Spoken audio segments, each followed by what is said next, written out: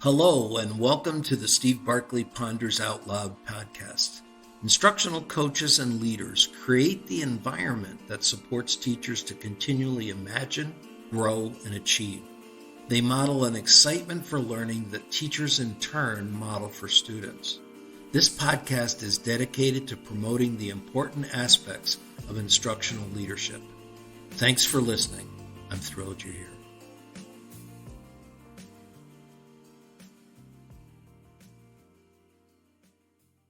Supporting educators and students as innovators.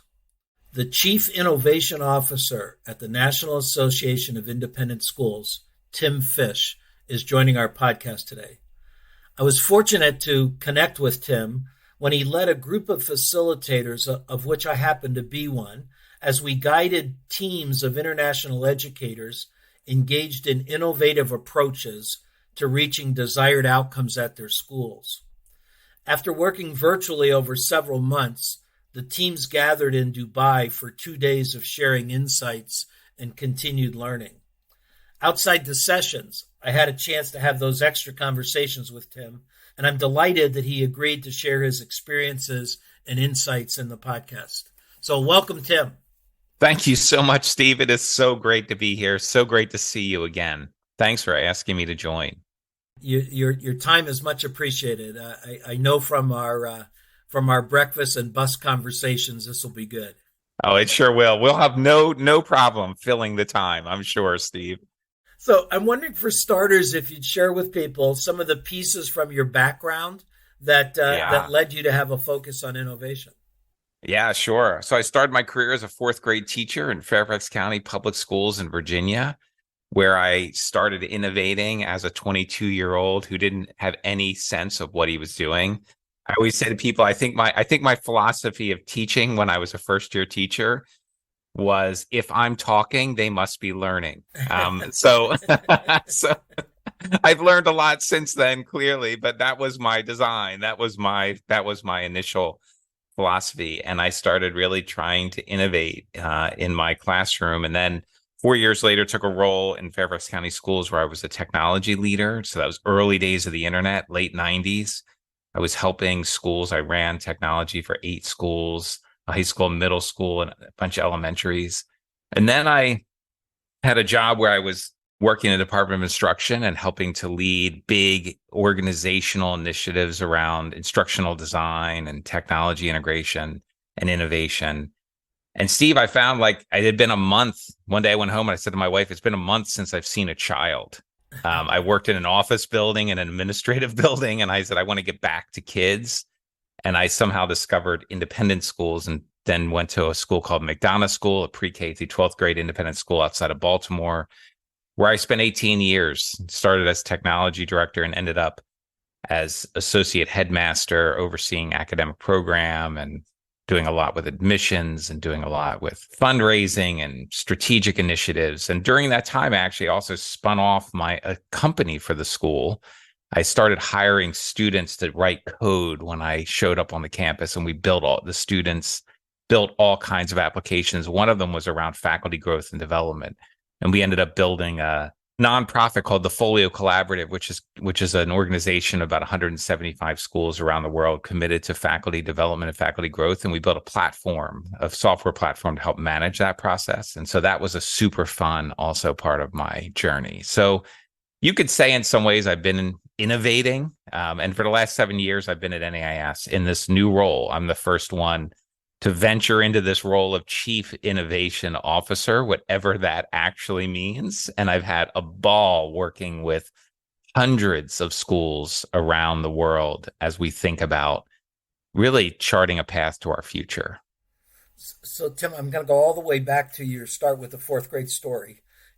Yeah. And I think I heard a piece there that seemed to link through. Would you say that as that fourth grade teacher, innovation was driven by necessity? Oh, absolutely it was. It was absolutely driven by necessity. It was driven by the fact that I felt like I wanted to live into my vision. I think natively, I was somebody who was always interested in sort of how we might be able to do it a little bit differently. And I took a computer home, and that for me was like, I saw technology and particularly the computer as a lever that could help me unleash the power of my students. But I was definitely trying to sort of break free. And I'll tell you, that was 1990 through 94. I was doing that work. And that was a time when the standards movement was just beginning. The state standards of learning were just coming around. But being a classroom teacher with 32 young people in my care, I had a lot of freedom. I had a lot of autonomy. Certainly there was a curriculum that I was supposed to be teaching, but the way I did it was left up to me and the team. And I don't know that it's exactly the same way anymore and I would love your thoughts on that. But I think it was a magic time to be teaching. Depends on where you are. Yeah, depends on where you are. Yeah, That's right. Yeah.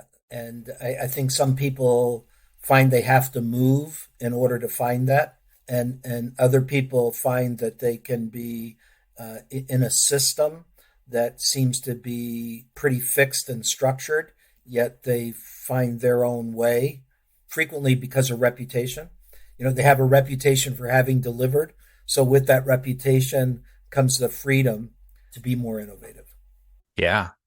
Steve, I remember when I was there in the summer and I was getting ready to teach for the first time in this fourth grade classroom. And I remember I was in the building and they rolled a filing cabinet into my classroom.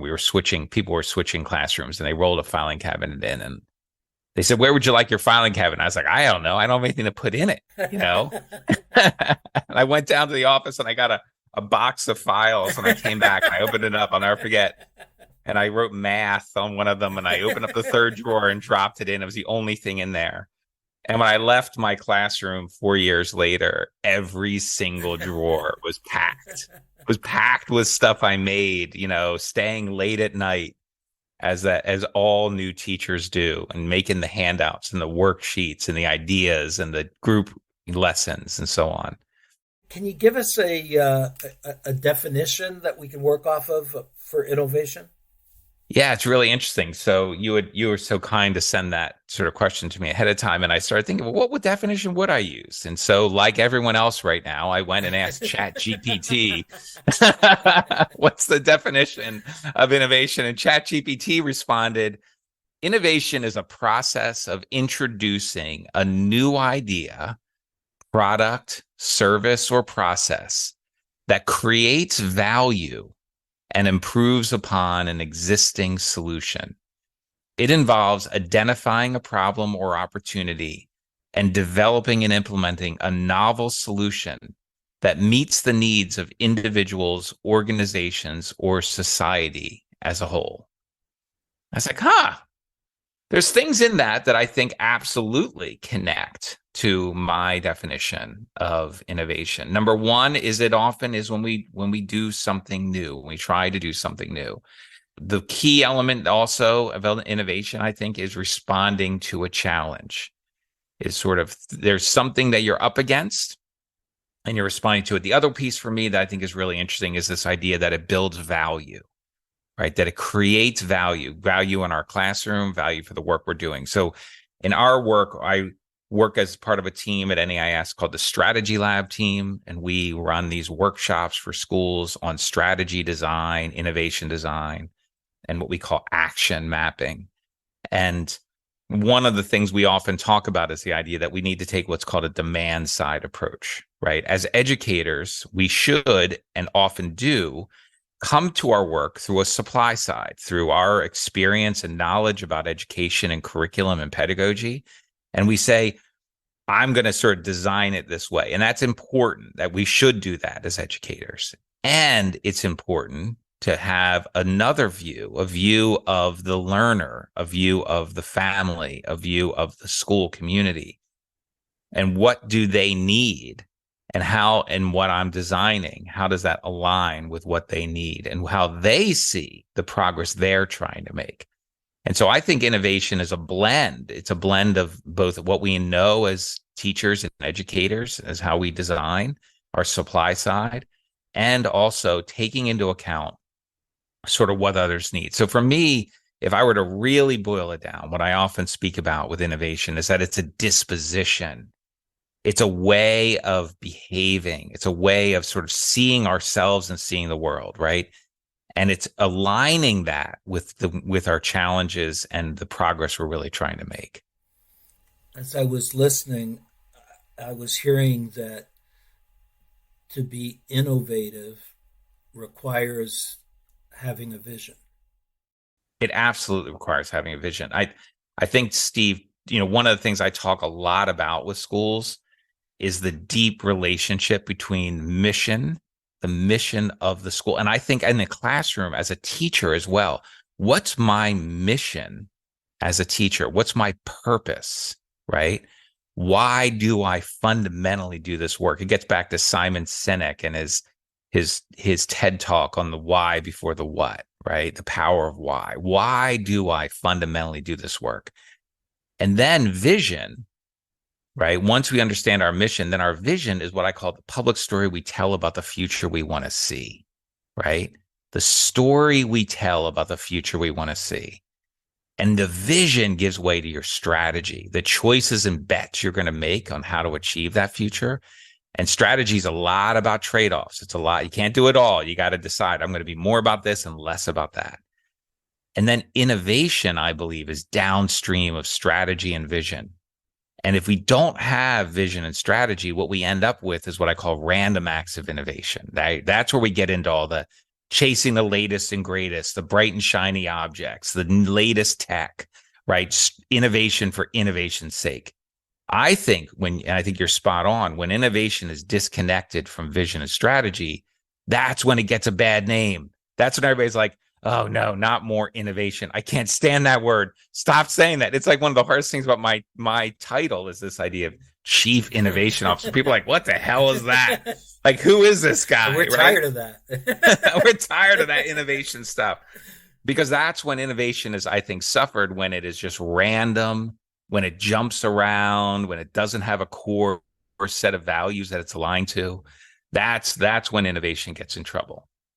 It's interesting. A whole lot of years back, I used to keep putting in front of building principals that every faculty meeting ought to have 10 minutes on the front end that allows people to be examining a piece of the mission, vision, belief, value.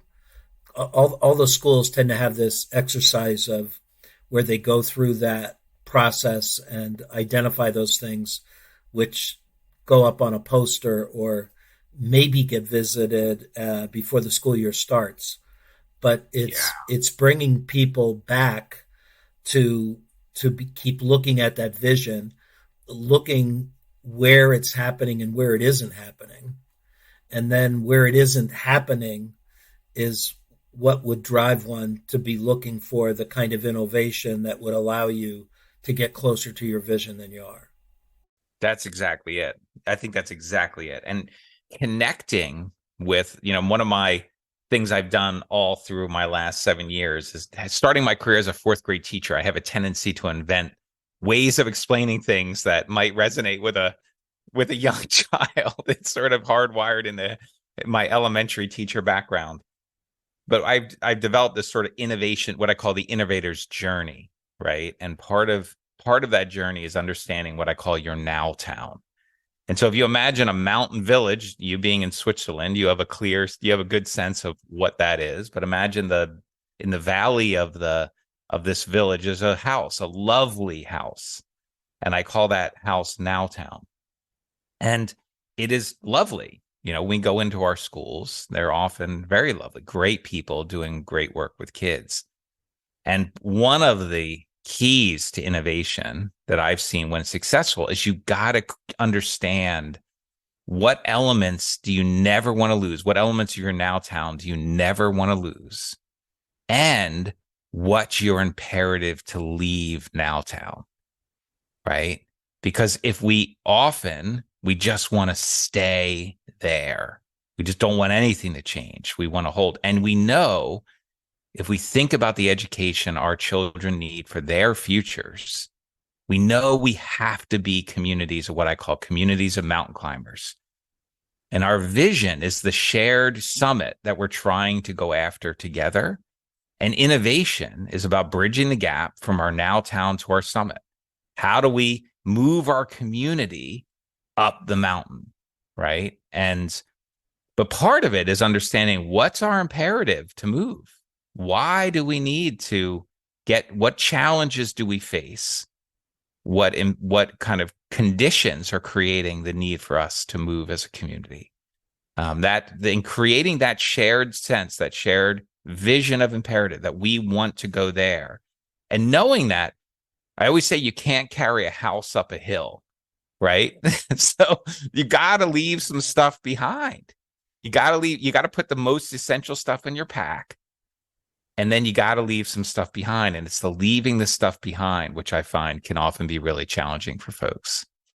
So in the work you're doing with lots of different schools, what are some of the kinds of changes you're envisioning are needed for schools to be more of to get closer to the schools that students need? Yeah, it's a great question. So, for me at a high level, right? So I run a podcast, as you know, and it's called New View EDU, and I talk to folks who are tangentially related to education. Some are in schools, some are authors and other folks. And it's interesting to me, we've now finished 40 or so episodes, and the one thing that has come up across almost every episode is this idea of the essential nature of agency, right? The essential nature of having choice, having some control over where I go. When you and I were together in Dubai, there was a panel discussion, and Caitlin Tucker was on the stage, our friend, and she said, I think something to the effect of, we need to stop asking students to answer questions that they didn't ask, right? That is such a great example of where I think this idea of agency really comes in. And so for me, I'm inspired when I look at as chief innovation officer, I visit lots of schools. And when I show up, people are often like, we got to show him the innovative stuff. Like, take him to the places where the CIO is here. We got to show him around, right? So it's interesting, in hundreds of school visits, where do I get taken? What do they walk me into, right? What do they want to show me? And what's interesting to me is I often will say that agency is the silent partner.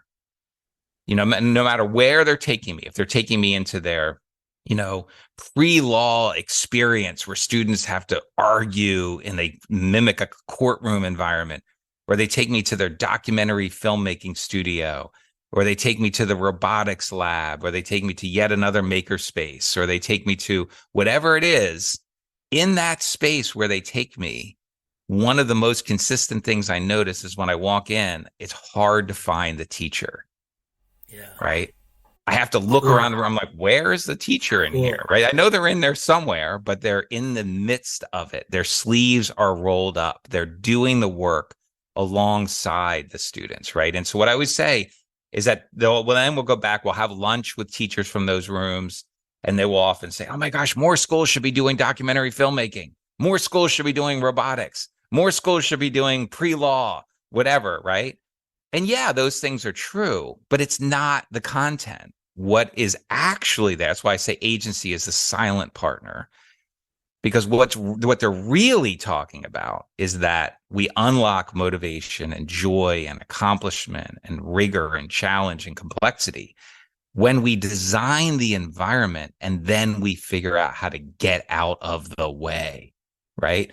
And that's the hardest thing. When I was teaching fourth grade, that was the hardest thing for me to do, was get out of the way, right? And so I think this idea of moving, as Jay McTighe says, moving to transfer, moving, to knowledge, to understanding, to designing for transfer. These are the kind of things that I think we really need to be thinking about. I'm going to ask you a question that may be a little hard to answer, but or it may be hard for me to hear the answer. I don't know. We'll see where it takes us. Those schools that took you to those classrooms that you just described, do those schools need more of those kinds of classrooms? Yeah. Oh yeah. Oh yeah. There's a lot of That was my when I guess. go when I go to those tours, when I go on those tours, I walk by a lot of other rooms so so that they're not taking me into. so Yeah. we need to know where the future is. We shouldn't have to take you on a tour. Yes. If we if Yes. we if we said just go down the hall and go in a door, Walk anywhere. yeah. Yes. Yes. No, it's curated, Steve. And I will say I've been in places where it isn't curated. I have been in a few schools, but those are often designed from the ground up.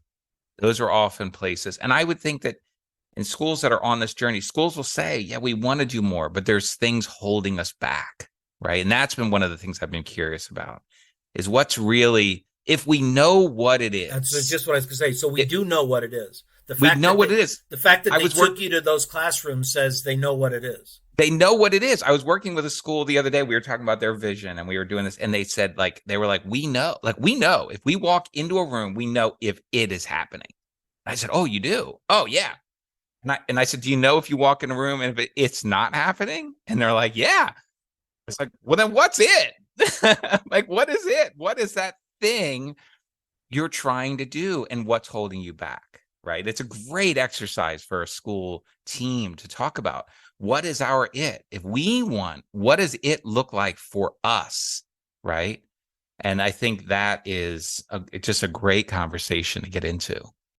So I have two questions that are similar, and I'm wondering to the degree to which you've already laid out the answer. So I was going to ask you, what's the environment that school leaders need to create for teacher innovation?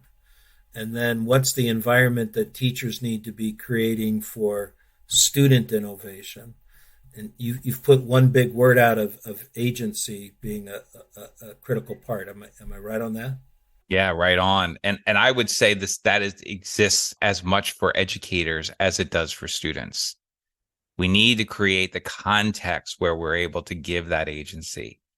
So for me, it gets back to what we said in the beginning. Vision is key, right? We all know where we're really trying to go.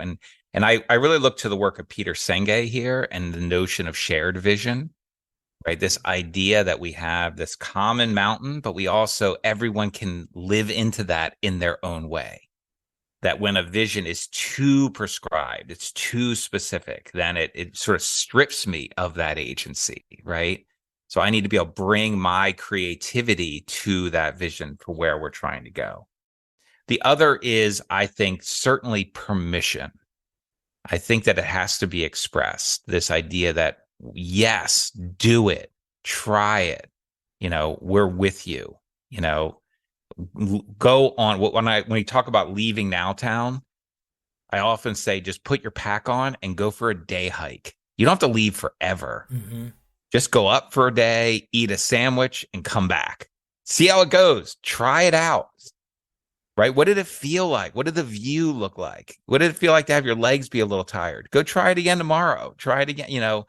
Just put your pack on and go for a walk. I think the other thing we need is certainly we need time, right? Time is and that notion of resources and support, I think, is going to be key. We also there's skill to this. I was gonna ask that from a skill vantage point. What are the kinds of skills students would be developing in schools that would increase their ability to take innovative action? That's a great question. I think it's the same skill set for educators and for students. I think we do a lot of work on our team with the folks at the Stanford D School. And I think one of the things we've taken away from that work is the idea that our educators are working in the role of designer, right? And so I think one of the things that I have found is that as we move toward that sort of agency-rich environment, right, we as educators, our role begins to shift. We move from being less in control, less the deliverer of it, and we move into a design and facilitation role. And so we need help on what does it look like to design? What does effective design look like? I think everyone is a designer naturally, but there are ways that you can do that better. There are some frameworks and tools you can use for designing an environment that can help. And I looked at some of the work that's going on in mastery-based learning, competency-based learning. I looked certainly to things like UBD and others, right, where we're making learning visible. I think there's a lot of different frameworks and tools we can use to design that both experience and assessment, right? And then for the student, we need to help students work as designers I was as just going to well, ask that. Yeah. right? So we have to, by design, we create the environment and the experience. We then step back and we create the space where the student can become the designer as well. So recently on my podcast, I had a conversation with someone named Saeed Arita, who is the founder of a school called NuVu, NUVU Studio and School in Cambridge, Massachusetts. And Saeed was someone who had grown up in Syria. He came to the US to attend MIT. He ended up finishing his PhD in the School of Architecture and Computational Theory and Architecture. And as he was in his last 3 years of his PhD work, he started working with some students in the Cambridge area, and he got really excited about it. And so upon completion of his degree, decided to start a school. That's not something that typically people who have a PhD in architecture do. But what he wanted to bring was the studio model that is so present in architecture to a classroom or school environment. And so in the podcast, we talk with him about what does studio learning look like, right?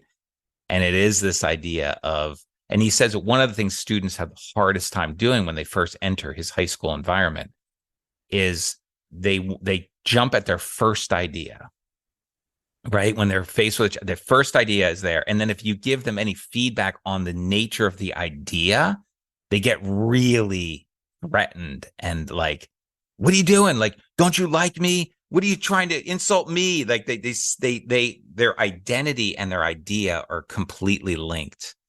And he says one of the hard things to do and one of the essential things to do is to separate your ideas from your identity, right? And that you can create an idea and then just let it go, right? And it's that notion that I think when students work as designers, they can get in that space. I'm laughing to myself because a whole bunch of years ago, I used to use the model with teachers of what would studio math class look like. Oh. And I laid it out by taking people to the art studio.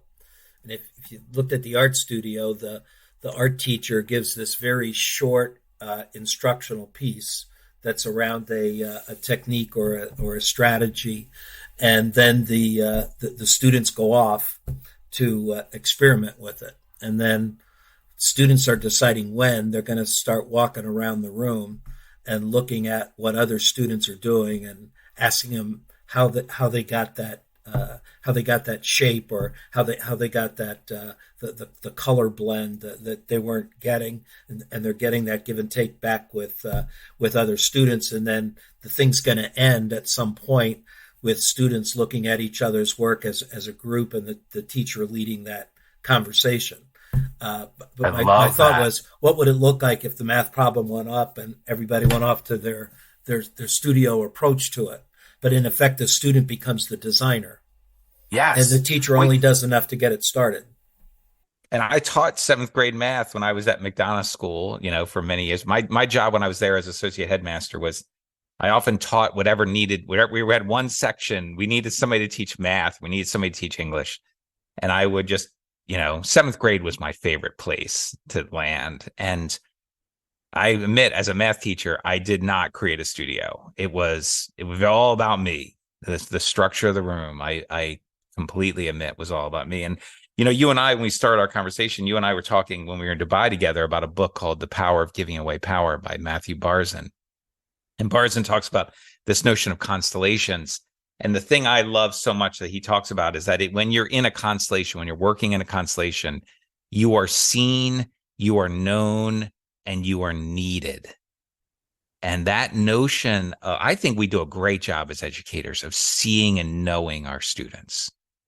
What I don't know that we do such a great job of is having them feel needed in our classroom, right? When I taught 7th grade math, I did it. I think my students were seen and known. I think I did that. I actually do. I probably could have done it better, but I think I did it. What I didn't do is they weren't needed in my math class. If they didn't show, if they weren't there, like math went on, right? What does it look like to design a math class or a history classroom or a 4th grade classroom where the students are needed in the space? That's why the kids do the extracurricular. Yes, yes, because that's where they're needed. That's where they're needed. Right, exactly, right? Whether it be robotics or whether it be athletics or whether it be the band or whether it be the theater or wherever it is, they're needed in that environment, right? Yes, you're missed, Yeah. right? So what does it look like to create a classroom, like you said, the studio, where if you're not there, you're missed? Yeah. You know, I I I've been thinking about that one quite a bit. I don't have the perfect answer to it, but I think it's a great question. So a lot of schools look at a profile of their graduate as their graduate leaves high school and heads out into the world. Um, does innovator fit somewhere in that profile, and how would a school look at describing that? Yeah, I think it does. I mean, I think innovation is going to be a key piece, and I think it is in most of the descriptions. I think elements of innovation are in that piece. I think where for me the part of innovation that's key to that is this idea of being able to sit with ambiguity and be able to, apply tools to navigate your way through ambiguity. And for me, I often look to the work of one of the things I'm really curious about, and I've been talking to schools a lot about, is like I went back about 6 months ago and reread Mihai Csikszentmihalyi's book Flow from my graduate school days, and was really, sort of blown away by how his description of this deep focus, right, and the power of deep focus, and how what are the conditions that are necessary to get into a state of flow. You have to be dealing with something that's complex. You have to be dealing with something that's challenging. I recently had Mary Helen Inmordino Yang on the podcast, and she's a neuroscientist at USC who talks about the inseparable relationship between emotion and cognition. That you cannot, like biologically, cannot learn about something that you don't care about, right? And this and how emotion is the pathway. And so when you're in flow, you have a deep emotional connection. This is where agency comes in again. And so one of the questions I'm wondering about is, and that's where when I'm in an innovation mindset, I often am also personally, I get into a state of flow. And if we get back to Barzin's work, what does flow look like in a team? Right? When a team is in flow, what is that? That's where you get the conditions of what he calls the constellation. Constellations happen when a team is in flow together, working on designing and building something that never existed before. And so for me, when we think about this sort of notion of innovation as a disposition or innovation as a skill, for me, it's like, what does it look like when we're innovating? Because those are the conditions we want. The ability to collaborate, the ability to prototype, the ability to try and fail quickly, the ability to get yourself into deep focus, deal with deep ambiguity and challenge, right? These are the kinds of skills and dispositions that we need. And so then I ask myself, if that's what we want our students to have, what does school need to look like? What does the lived daily experience of the student need to be from the moment they get off the bus to the moment they get back on the bus? What does it need to look like if those are the things we're trying to create? And again, what do we need to do more of? And what do we need to do less of? I don't know the answer to this 100%, but I do feel often when I walk around that we're not yet all the way there.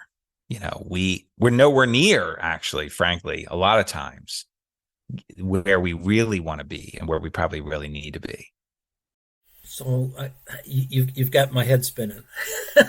So let me toss it out and see if you can give it a little direction for me before we close out here. But I, I'm almost thinking that the skills of innovation are the ability to create the environment for yourself to practice innovation.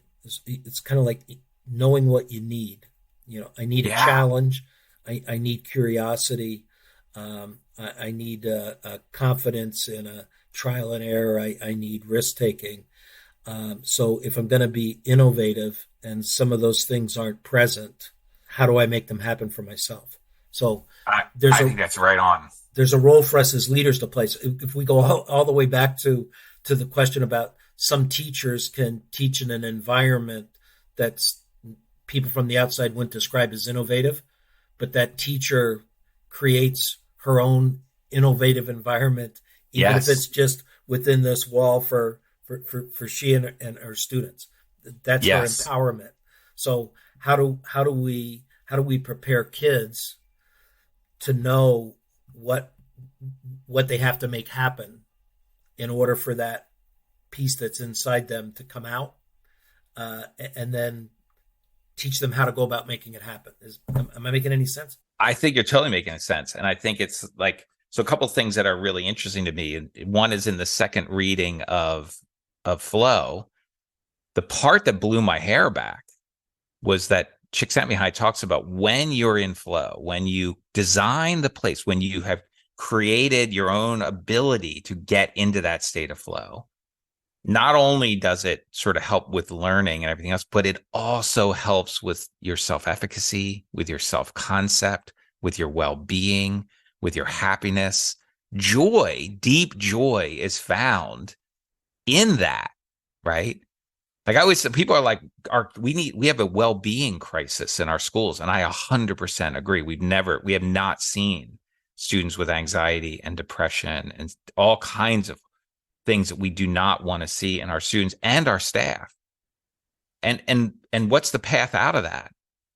Well, it's not a course in well-being in ninth grade, right? It's not the path out, right? A textbook on well-being. This is not, it's got to be in the work, right? And so for me, innovation done the way you described it, Steve, also has the opportunity to feed that belonging and well-being and sense of self, right? That I think is so important for the work we need to be doing in our school communities. So it's got a really, really strong, in my mind, strong imperative. But I do think, and I hope today the conversation to help with this, I think innovation has gotten kind of a bad name. I think people don't really know what it means, right? So I don't actually talk about it as much. I think innovation is a byproduct of these other dispositions and these other skills. I also, one of my favorite, if you're looking for like innovation in different minds. So Netflix has an old series that they produced, I don't know, 5-6 years ago called Abstract. I don't know if you've ever seen it. It's phenomenal. It's called Abstract. It's on Netflix. And it takes different highly creative people and you kind of watch how they work, right? And so episode 1 is about a person who lives in Europe and has been the creator of many, many New Yorker covers, the cover of New Yorker magazine. And it sort of shows how he structures his environment and then starts with a blank piece of paper, right? And that's a lot of where innovation comes from, is a blank sheet and a product and a timeline and something I need to deliver, right? I think that's a key piece. I think exhibitions of learning where a student knows 6 weeks from now, I'm going to need, people are coming in and I got to show them something, right? Those kinds of things. My favorite thing when I was teaching 4th grade was that whole notion of, imagine you are a historian, or imagine you are, as soon as you stuck that in front of anything, the kids' engagement like went up by 30 points, And so what does it look like to design again those environments where we can have students be able to experience what it feels like. And there is angst with that, right? That's the other thing. You know, one of my friends is a guy named Tyler Thigpen, and he runs something called the Institute for Self-Directed Learning, which I would highly recommend. He's also a ed professor at the University of Pennsylvania. He also runs one of these Acton academies in Atlanta, Georgia. And he's very big on developing the concept, what he calls self-directed learning. And one of the key elements of that is this notion of productive struggle. And I'm a huge fan. I think we need to reclaim rigor. We need to reclaim excellence. We need to show what the new model of rigor and excellence, because I believe schools should be rigorous. I believe schools should be excellent. But I think we've missed on how we defined it, right? And it's taken us down the wrong path. So I think innovation is a pathway to that new rigor and that new excellence. It's at the core of flow. It is. Is that challenge has to be there. The rigor has to be there. Yeah, if it's easy, you're not going to get into a state of flow. And it's way too missing in too many students' school days, and I'm afraid in too many teachers' school days. Yeah, I think you're right. Well, Tim, this has just been fantastic. I can't thank you enough. Would you mind closing out by letting folks know how they could find your podcast and some of your work, and maybe touch base with you if they have questions they'd like to explore further? Oh, sure, absolutely. Well, my email is fish at NAIS, fish, FISH at NAIS.org. And my podcast is called New View EDU. So new, NEW, view, VIEW, EDU. So, and it's on Apple Podcasts, Spotify, everywhere you get podcasts, it's there. And so just do a search for it. And, you know, if you've enjoyed this conversation, look, and as Steve, you've been an incredible guest, and it's interesting to be on the other side and do most of the talking, because when I host it, it's a lot more about the guests and a lot less about me, but I do have a tendency to throw my ideas in there as well. I knew you would, which is why I wanted you here. and I have to say, I'll put your email and your podcast in the lead in to the podcast, easy for folks to find. And I do want to encourage folks to listen into your podcast. I've had several good walks in the woods here in Switzerland by tuning into that since I've met you. Oh, well, thank you so much. And same is true of your podcast. And thank you so much for having me. And I'll tell you, I'm also always open to ideas of how it could be better. I'm just one guy trying to figure out how to do it. So no pride of authorship on that stuff. Well, you take care and have a great day. Thanks. Take care. Bye-bye. Thank you for listening. You can subscribe to Steve Barkley Ponders Out Loud on iTunes and Podbean. And please remember to rate and review us on iTunes. I also want to hear what you're pondering. You can find me on Twitter at Steve Barkley, or send me your questions and find my videos and blogs at barkleypd.com.